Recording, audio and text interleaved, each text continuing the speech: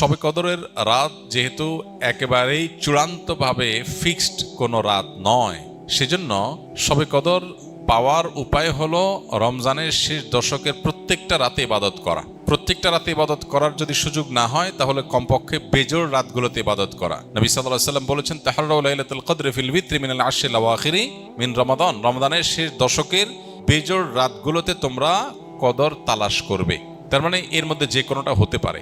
আল্লাহ তাআলা বিষয়টাকে উজ্জ্বল রেখেছেন কেন? হাফেজ ইবনে হাজার আসকালানী রাহমাতুল্লাহ আলাইহি বিশ্ববিখ্যাত হাদিস ব্যাখ্যাতা, হাদিস বেত্তা, তিনি সহিহ বুখারীর বিখ্যাত ব্যাখ্যা গ্রন্থ ফাতুল বারীতে লিখেছেন যে আল্লাহ রাব্বুল আলামিন লাইলাতুল কদর নির্দিষ্ট একটা রাতকে ফিক্সড করে না দিয়ে এই যে শেষ দশক আবার বেজোড় রাতগুলোর মধ্যে সম্ভাবনা বেশি, এটা করেছেন যাতে করে আমরা বেশ কয়েকটা রাত ধরে ইবাদত করতে পারি। এখন মনে হতে পারে এটা তো আমাদের কষ্ট হচ্ছে, আমাদের জন্য বোঝা হলো, ফিক্সড হলো তো আমাদের জন্য সহজ হয়ে যেত।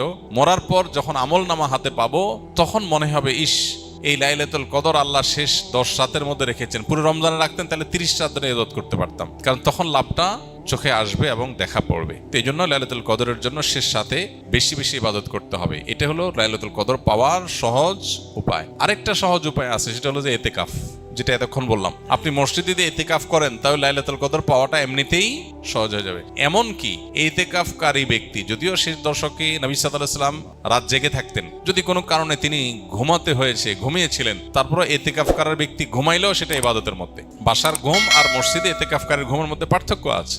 মসজিদে অবস্থানটাই ইটসেলফ একটা ইবাদত।